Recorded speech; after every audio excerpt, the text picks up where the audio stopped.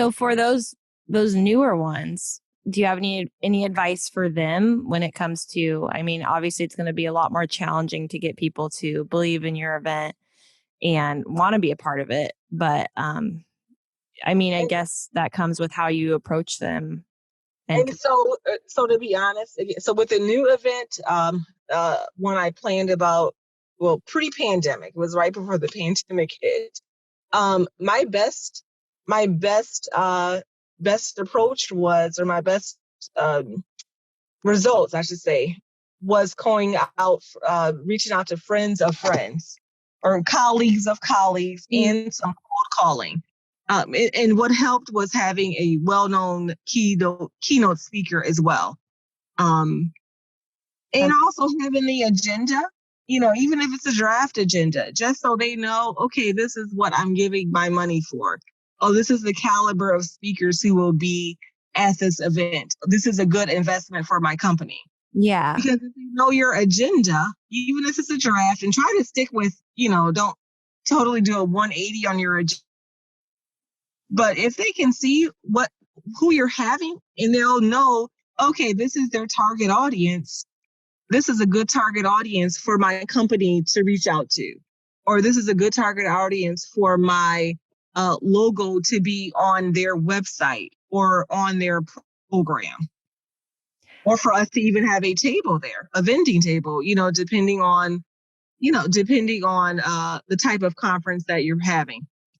Yeah. And so like you're saying logos and tables and stuff like that, I'm assuming that's part of like a package, Exactly. sponsor package. Do you create those? Do you put together the sponsorship packages that kind of convince people to come aboard? Yes. And so I work with the client, and I give them a proposed list of who I plan to reach out to. And before I send out the sponsorship deck or the packet, I will send it to my client to make sure that they're okay with it. And yeah, so the best option too is to have 3 to 4 different levels, right?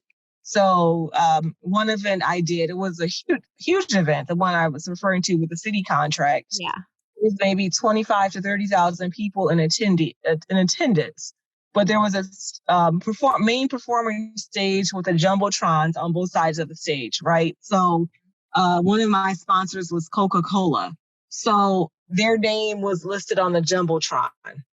But if someone donated, I mean, we took any, dollar amount of donations, but if someone donated $500, they wouldn't get on the jumbotron, but they would get some other little, maybe they would get prime location as a vendor, right? I'm making up that dollar amount went 500. That's not a lot, but if it was a small amount of money, obviously you would get less advertising at the festival. But our larger vendors, our larger sponsors, their logos were on the back of the t-shirts.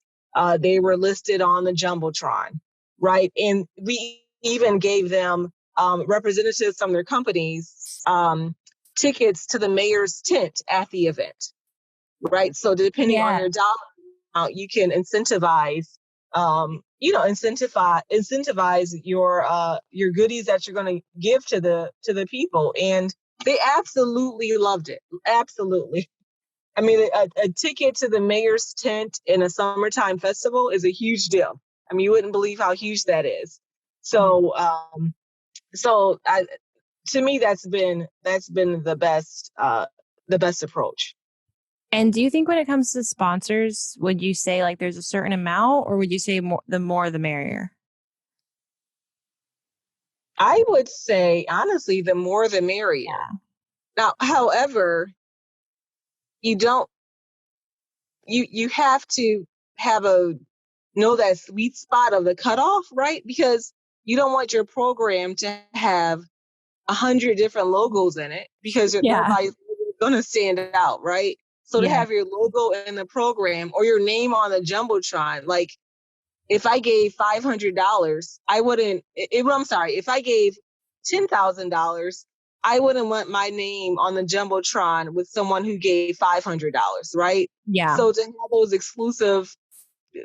exclusive advertising rights, you kind of have to go with the higher amount of money. So Yeah, the more the merrier, but it is a sweet spot. You have to cut it off at some point because you don't want to have this whole crowd going. Yeah, exactly. That makes sense. Nobody's, yeah, where nobody's getting recognized as an Yeah. exclusive sponsor, right? Yeah, or you're like flipping through 5 pages of logos. Exactly, exactly. No company who donated money wants to be in that situation.